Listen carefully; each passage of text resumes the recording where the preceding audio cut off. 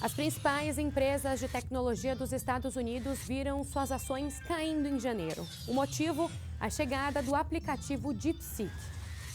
O chatbot de baixo custo, desenvolvido por uma empresa chinesa de inteligência artificial, abalou o mercado de tecnologia norte-americano e pode representar diversas possibilidades para o restante do mundo. Sobre esse assunto, recebemos nesta edição do Código Aberto o pesquisador do Centro de Inteligência Artificial da USP, Fernando Osório. Fernando, obrigada por participar aqui conosco. Bom dia, eu que agradeço o convite. Eu já queria começar te perguntando, na verdade, te fazendo um pedido para situar o nosso telespectador, o que é a DeepSeek, né? Eu mencionei que é um aplicativo, mas queria que você aprofundasse e explicasse para a gente o que é o DeepSeek. Bom, inicialmente os primeiros modelos, né, que surgiram lá perto de 2020 são modelos de linguagem, que a gente chama grandes modelos de linguagem, ou LLM. E o mais famoso foi o GPT, através da interface do ChatGPT, que é um robô de conversação, né, um chatbot. Esses modelos você dá um prompt, ou seja, você escreve um texto e ele responde a esse texto, né, com a resposta à sua pergunta, completando, trazendo informações. Então, é uma interface basicamente textual. Hoje está sendo expandida para imagens, mas assim, a origem dos LLMs, dos modelos amplos de linguagem, dos chatbots, do ChatGPT e do DeepSeek, são modelos de prompt de texto. Entra texto e ele completa esse texto com uma resposta. Agora eu queria também que você explicasse para a gente o porquê, né? Por que a chegada, então, dessa ferramenta abalou tanto, assim, as grandes empresas de tecnologia, principalmente o mercado norte-americano ali? Por que isso tudo aconteceu? Bom, em primeiro lugar, a empresa que começou a tornar mais popular esse tipo de tecnologia de sistemas de linguagem, né, de interação por linguagem, foi a OpenAI, uma empresa americana que criou o ChatGPT. Ela abriu o sistema, né, tinha uma versão gratuita, mas o objetivo da OpenAI, apesar do nome Open, não era exatamente tão aberto quanto parece, né? E o objetivo deles era realmente faturar, né? De transformar em um produto. Né? Eles, inclusive, tiveram uma injeção de capital da própria Microsoft para poder usar essa ferramenta junto ao Bing, né? Que é o buscador da Microsoft. Eles vendem, né? O que a gente chama de API, né? Que é a interface de aplicação, porque aí você pode integrar em produtos, né?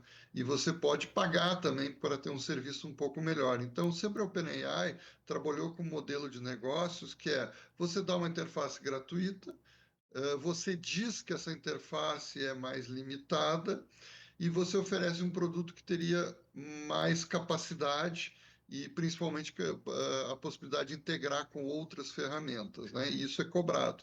Então, era um modelo de negócios, é um negócio que é bastante lucrativo, muita gente acabou pagando a assinatura desse sistema pago, né? E aí surge a DeepSeek, uma empresa chinesa que cria um novo modelo que estava dando um desempenho, né, aparentemente melhor em termos até de respostas que o ChatGPT, e ela ofereceu de graça. Ela abriu de graça esse sistema, né? Então imagina, o sistema é melhor, gratuito, né?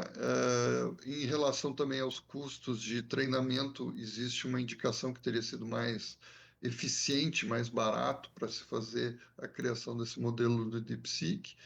E com isso a concorrência com o modelo da OpenAI, né, o ChatGPT foi muito grande. Isso aí é uma questão econômica, né, porque é estratégico. Agora a questão é, já existiam outros modelos, já existia o modelo Llama da Meta, que era aberto, existe o Gemini da Google, existe o Mistral, o Grok agora, que é da empresa da Shai, né, da xAI, que é do Elon Musk. Então existem vários modelos, só que todo mundo estava concorrendo num modelo de negócios bastante agressivo.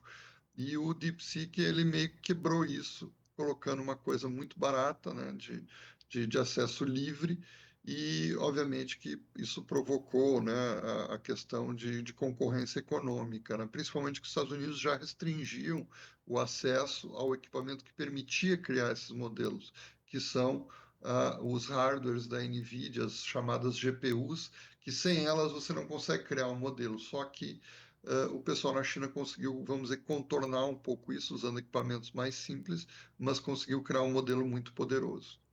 Eu queria também que você explicasse um pouco de uma polêmica que surgiu, né, com a chegada da DeepSeek, porque, como você trouxe, foi uma empresa que abriu totalmente, né, os serviços de forma gratuita, então outros tipos de ferramentas como essa até abriam ali uma parte, mas para fazer outros tipos de pesquisas, enfim, para fazer outros tipos de serviços, a pessoa precisaria pagar e a DeepSeek não exigia esse pagamento. E aí teve uma questão polêmica que foi o quanto falaram que foi gasto para criar essa ferramenta. Falaram que foi, né, um valor aí de 6 milhões de 6 dólares. Se eu não estou enganado, o senhor me corrija. Não é isso Mas que tem na mídia. isso. E aí eu queria até falar um pouquinho sobre isso, porque muitas pessoas duvidaram um pouco desse valor, né? Eu queria que você explicasse primeiro essa polêmica e também falasse pra gente se é possível, de fato, desenvolver uma ferramenta como a DeepSeek com esse valor que eles alegam ter usado. A questão de valores dos modelos esses de linguagem, seja o GPT da OpenAI, seja o Gemini da Google, são difíceis de estimar. Primeiro, porque você tem que contar o custo que a gente chama de treino, de preparação do modelo de linguagem, né? Que é pegar muito texto, incorporar eles num modelo de deep learning, e isso gasta energia, gasta muito equipamento caro que tem que ser adquirido. Então, o custo é elevado, tá? E só que a gente não tem esses dados exatos porque nenhuma empresa abre, são empresas, né? Existem indicações de que o próprio GPT teria gasto recentemente 100 mil dólares 100 milhões, né, para fazer o GPT-4, que o Gemini teria custado 191 milhões de dólares, e aí nós estamos falando em 6 milhões para o DeepSeek. É o que está na mídia, mas ninguém sabe exatamente. E outro problema é como você computa esse valor, porque o valor de treino é uma coisa, né? Ainda tem a questão de dados que, a maioria das vezes, eles não pagam pelos dados e deveriam pagar alguma coisa se você está usando algum dado restrito, né? Por exemplo, informações tiradas de alguma propriedade que é jornais, né? Que tem um custo. E tem o custo de pessoal também, porque as empresas são enormes, o número de funcionários são milhares de funcionários.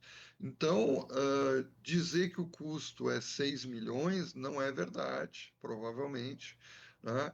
Ao mesmo tempo em que existe, a gente consulta aí diversas mídias e informações, de novo, sem ter como confirmar, que falam até em 1 bilhão de dólares o treinamento do DeepSeek. E a mesma coisa acontece com o GPT. O GPT, se você vê que ele tem versões, o GPT 1, 2, 3, o 4, 4O, o Omni, é óbvio que tem um reaproveitamento aí de software, de ferramentas, de profissionais que já estavam trabalhando, as próprias máquinas que já estavam instaladas na empresa. Então, qual é o custo real disso? Certamente é na ordem de vários milhões de dólares, né? Tanto o da OpenAI, o GPT, tanto o da Google, o Gemini, ou mesmo o da Meta, que é o Llama, todos eles têm um custo bastante elevado, na ordem de milhões de dólares, e aí fica essa concorrência. Quem está gastando mais ou menos, bom, não sei. Mas uma coisa que é importante destacar é o seguinte: existe o custo de treino, de criar o modelo de linguagem, que é criar o deep learning, né, que faz o software que faz tudo isso. E existe o custo de operação também. Esse é um custo também elevado. Porque cada vez que você faz uma consulta, que você entra um prompt, seja ele no OpenAI, lá do ChatGPT aberto, ou seja ele no DeepSeek, tem máquinas que estão processando isso, tem um custo, né? Obviamente. Então, a consulta, a operação tem um custo. O que o DeepSeek fez? Eles deram a possibilidade de você instalar localmente na sua máquina. Então, esse custo de operação seria do próprio usuário que estaria rodando a máquina dele. Isso é uma das coisas que causou bastante esse conflito entre a OpenAI, que você tinha que usar as máquinas dele, ou o DeepSeek, que você tinha a opção de pegar o modelo e usar por conta própria.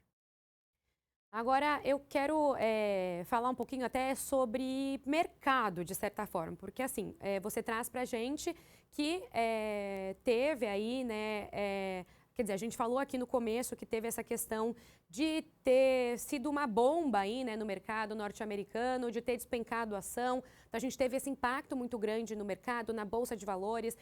Você também trouxe a questão de ser ali um modelo de negócios bem agressivo. Agora, por outro lado, a gente também tem a questão de um capitalismo que permite que tenha mais de uma empresa ali concorrendo, né? Tenha concorrência. Minha pergunta a nossa sociedade, o nosso mundo, ele aguenta mais de uma empresa? Eu sei que atualmente a gente já tem mais de uma empresa fazendo isso, mas aguenta múltiplas empresas competindo nesse mesmo setor? Olha, competindo sem dúvida, nós temos aí, eu citei a Google, nós temos a Anthropic com Claude, nós temos a Meta com vários modelos, a Google tem vários modelos também, tem inclusive um modelo que é da TTI de Abu Dhabi, o modelo Mistral da França, o modelo Grok, que é da xAI, do Elon Musk, o DeepSeek, e mesmo na China tem outros modelos, tem o Qwen, né, que é do Alibaba. Então já está provado que tem vários modelos. A questão é, nós estamos gastando muito recurso em dinheiro, em equipamento e em energia, que é uma coisa também problemática hoje em dia, de você desperdiçar, vamos dizer, energia, criando vários modelos concorrentes, com custos enormes, gente pagando muito caro depois por tudo isso. E aí tem uma questão também de recursos naturais, né? Será que vale a pena ter 10, 20, 30 modelos que custaram milhões de dólares, que gastam uma energia absurda? Bom, eu não tenho essa resposta, né? Não sei até que ponto a gente poderia economizar, vamos dizer, nesse sentido, mas que é muito positivo ter concorrência, é. Tá? Eu acho que as empresas têm que estar sempre preparadas que não existe um negócio que não possa ser substituído, né? Veja o que aconteceu lá com as videolocadoras, a Blockbuster, que quando chegou a Netflix acabou, Uhum. né? Então, era modelo, é modelo de negócio.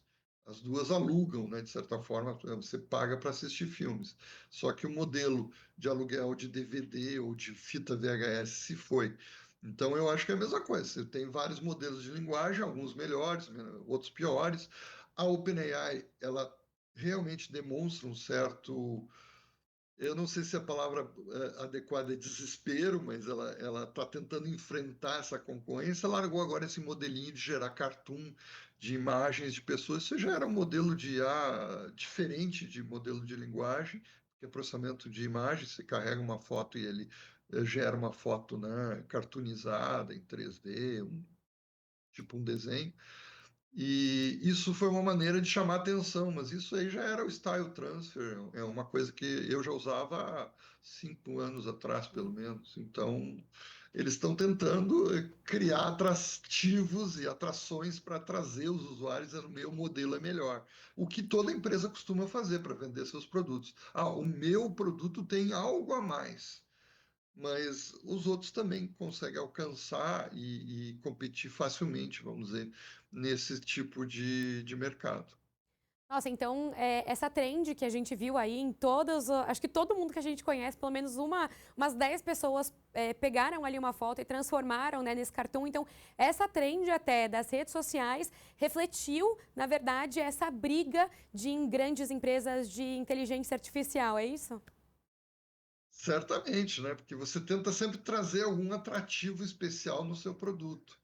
E aí o ChatGPT trouxe isso, na época a própria Microsoft, quando incorporou, né, essas tecnologias de linguagem, também começou a trazer o gerador, né, o Image Creator do Bing, era um diferencial, a integração da geração de texto com a consulta, que no início não funcionou nem um pouco bem, né, os buscadores não tinham uma integração adequada, hoje em dia está aumentando e melhorando essa integração, né? Os próprios modelos de linguagem também evoluíram muito, então sempre tem alguém trazendo alguma coisa a mais. O ChatGPT na primeira versão errava muito. O que a gente diz, né, na inteligência artificial, ele alucinava. Quando ele não sabia o que responder, ele respondia qualquer coisa. Ele, inclusive, já respondeu que eu tinha morrido. Deu detalhes, inclusive, de como eu tinha morrido, né? E quando eu testei o DeepSeek, ele trouxe informações minhas muito corretas, meu currículo, tudo, coisas que nas versões anteriores do ChatGPT ele era muito problemático. Então a gente está vendo uma evolução e uma concorrência, e isso é positivo. Concorrência de mercado sempre é uma coisa positiva, porque ela obriga as pessoas, as empresas a se mexerem, a evoluírem, a trazerem produtos melhores. Isso é um lado bastante positivo. Agora, o que que a DeepSeek ela ganha tendo essa questão, oferecendo, na verdade, os serviços de forma gratuita, né? Porque aqui no Brasil a gente tem aquele ditado, né? Não existe almoço grátis. Então, qual que é aí o ganho dela de oferecer essa ferramenta que, inclusive, custa caro, como você explicou, de forma gratuita para os usuários? Essa é a questão de 1 milhão ou 1 bilhão de dólares. Bom, o que ganha é um ganho político, né? Um ganho, hoje em dia, de você ser o que domina o mercado. O que aconteceu? Os Estados Unidos têm uma empresa, que é a NVIDIA, que fabrica as tais das GPUs, que é um tipo de processador muito especial de alto desempenho, que é usado na inteligência artificial. Praticamente todo mundo que faz modelos de inteligência artificial usa a NVIDIA e usa suas GPUs. Não é por acaso que hoje a empresa que está entre as top 3 mais valiosas de todo o mercado de ações, né, dos Estados Unidos é a NVIDIA. Ela vale trilhões. Né? Por que ela vale tanto? Porque ela é ela que fornece o equipamento que treina essas redes neurais, que depois responde às consultas. Bom, aí começa a questão. E a China? A China estava com, inclusive, um bloqueio de aquisição desse tipo de equipamento. Né? Os Estados Unidos limitou o acesso às melhores placas, né, de GPUs, os melhores hardwares de GPU para a China. E aí a China precisa, numa guerra comercial, precisava mostrar força, poder. Qual foi o poder? Eles conseguiram treinar o modelo mesmo com um equipamento de menor capacidade. E eles terem um modelo também, eles estão enfrentando, vamos dizer assim, um monopólio americano. A França fez isso. A França também lançou vários modelos. Lançou o Mistral, né, um deles, que é o modelo deles, o Claude, depois da Anthropic. Existem modelos que entraram para justamente mostrar nós podemos fazer. O Brasil tem modelos de linguagem. Nós temos a Maritaca, maritaka.ai, é feito por um professor que é da Unicamp, né? O Rodrigo Nogueira, e nós temos o BOD, que é o mais recente. O BOD até é uma relação com o Llama, né? O nome é meio estranho, não é BOD, mas é porque tem o Llama, que é esse modelo da Meta, né? E o BOD é outro concorrente também feito a partir de uma universidade, da Unesp, do João Papa. Então, se a gente olhar, primeiro, as universidades brasileiras estão tentando mostrar a competência e a capacidade de gerar modelos. No Centro de IA, nós estamos gerando modelos de aprendizado de linguagens indígenas. Olha só que interessante. São linguagens que nenhuma empresa grande está interessada. E nós estamos gerando modelos de linguagem para preservar a cultura e a linguagem indígena através de modelos computacionais de linguagem. Então, isso é uma questão política, né? Política realmente internacional, de prioridades, de preservar a sua língua. Será que só vale a pena ter modelos em inglês? Ou eu tenho que ter um modelo em francês? Ou eu tenho que ter um modelo, inclusive, lá em Abu Dhabi, que talvez, né, eu nunca usei, eu não conheço árabe, né, mas que outras linguagens estão embutidas nesses modelos em língua chinesa. Então, é uma expressão de poder tudo isso. E aí, certamente, muitas vezes você tem um investimento do governo. É o nosso caso, nós temos um centro de IA dentro da USP, que é financiado por uma parceria entre governo do Estado, FAPESP, entre a universidade, a USP, que também é do Estado, e a própria IBM, que é uma empresa particular. Então, existe aí um modelo de parceria que tem interesses, né, de desenvolver essas tecnologias. Eu quero até depois entrar nessa questão do Brasil se situando, né, nesse mercado com essas duas plataformas, aí, essas duas ferramentas que você trouxe para a gente, a Maritaca, né, e o Bode.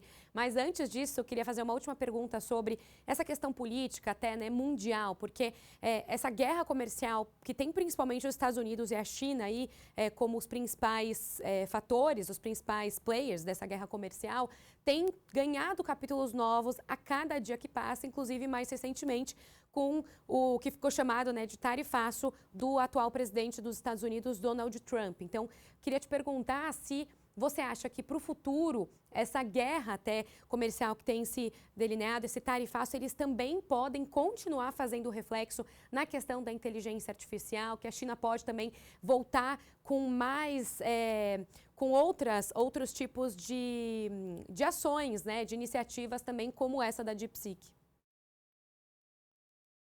Eu acho que a gente tem que tomar cuidado, inclusive, que a gente fala em guerra comercial, mas a guerra pode ir até o lado físico. A China, ela tem interesse em Taiwan. E Taiwan é onde está instalada uma das maiores fábricas do mundo de chips, que atendia, inclusive, a NVIDIA.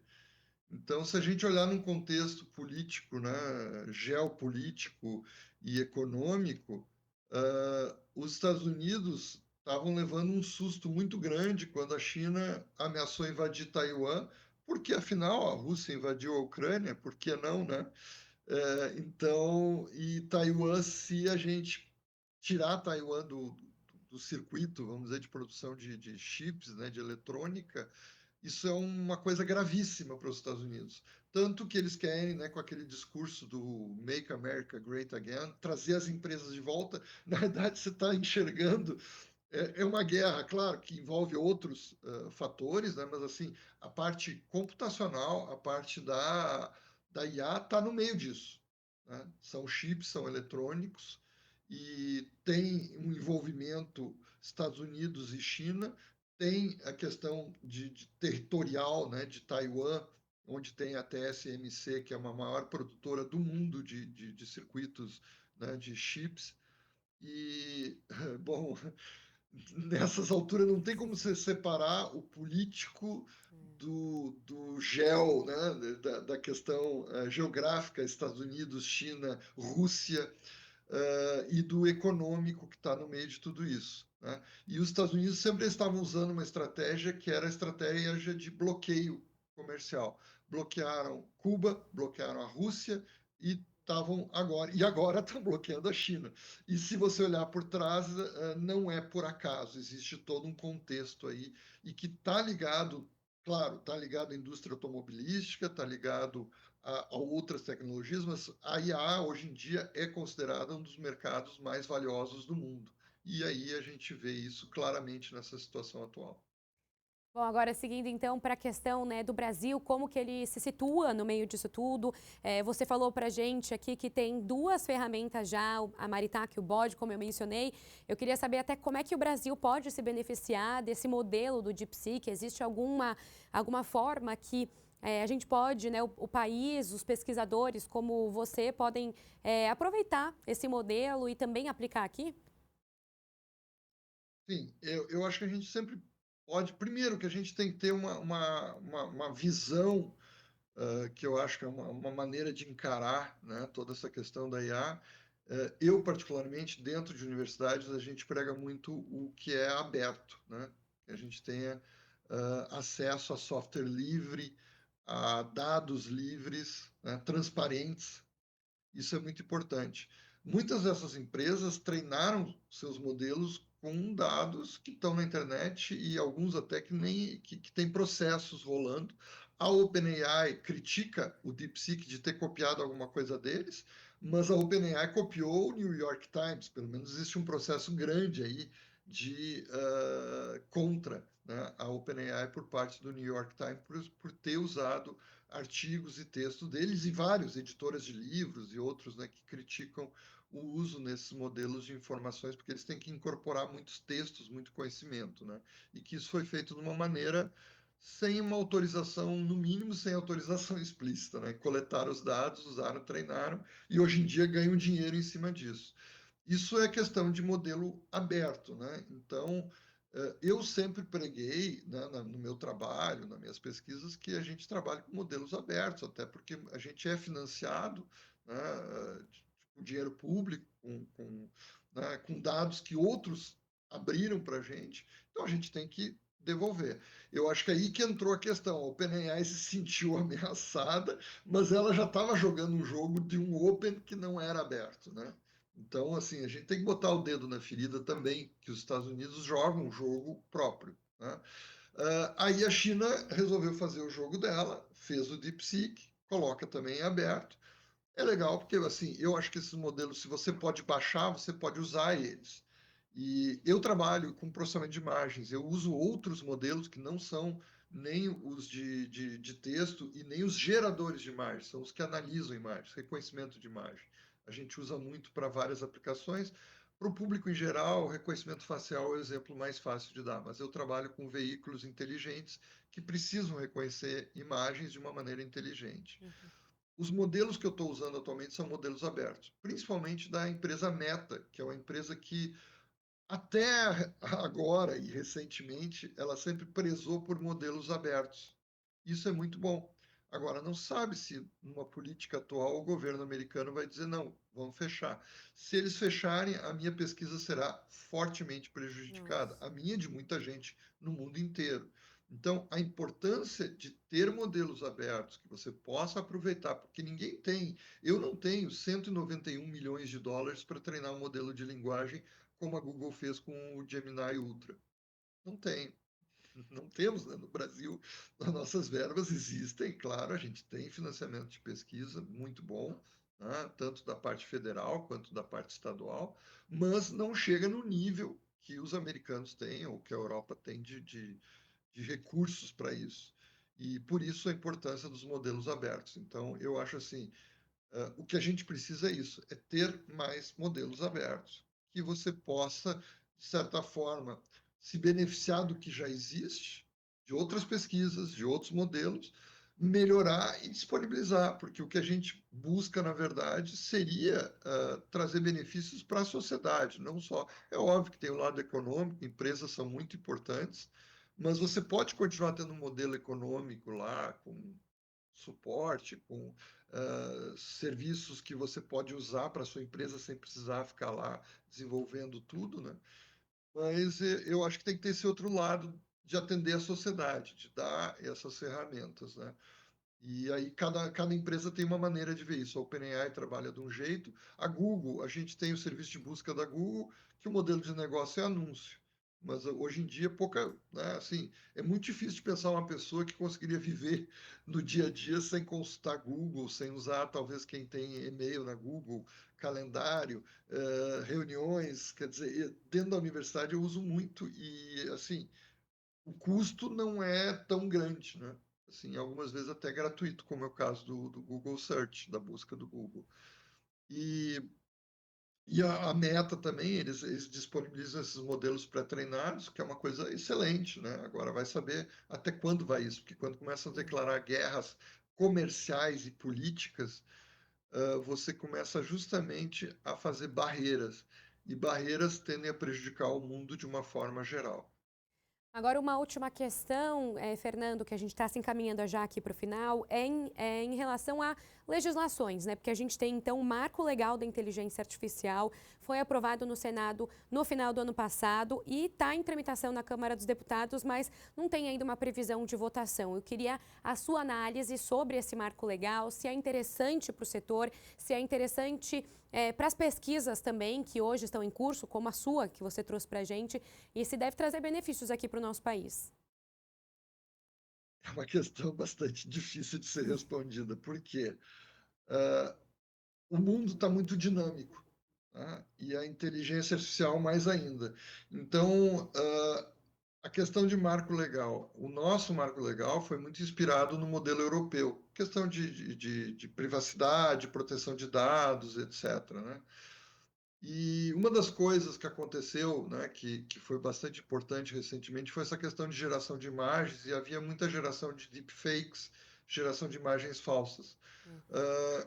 E o modelo europeu foi o primeiro que obrigou você a botar o que a gente chama de uma marca d'água, dizendo essa imagem foi gerada por IA. foi uma coisa excelente, e o Brasil estava seguindo também nessa direção. Os Estados Unidos agora, com a mudança, né, política, voltou atrás, e eles querem que não se coloque mais essa informação, que você não precise mais dizer que aquela imagem é fake. Isso é um absurdo, na minha opinião. Né? Mas, assim, é uma questão de legislação que é muito dinâmica. Tanto que, assim, os Estados Unidos obrigaram a colocar um marco legal num outro contexto, agora estão tirando a marca d'água, né? Num contexto, agora estão tirando, a Europa força, aí você tem que ter um modelo que roda nos Estados Unidos de um jeito, na Europa do outro, sei lá, nos outros países, no Brasil, o nosso modelo. É muito, muito dinâmico. Né? E eu acho que algumas vezes no Brasil as coisas levam um certo tempo, que é talvez excessivamente grande para que a gente se ajuste. Quem é mais rápido, mais eficiente na questão de legislação, na questão de regulamentação, tende a se dar melhor. Né? E eu acho que algumas vezes a questão de ser muito demorado esse processo, isso prejudica. E eu posso dar um exemplo, eu trabalho com veículos sem motorista, veículos autônomos, e a gente até hoje no Brasil não tem nenhuma legislação sólida que permita, né, que a gente possa realizar pesquisas e que a gente possa colocar algum tipo de veículo com esses recursos na rua. Enquanto que se você olhar nos Estados Unidos, na Europa, na China, Japão, eles já estão bem mais avançados nessa questão. Né? Então, Fernando as leis Osório, têm que ser rápidas.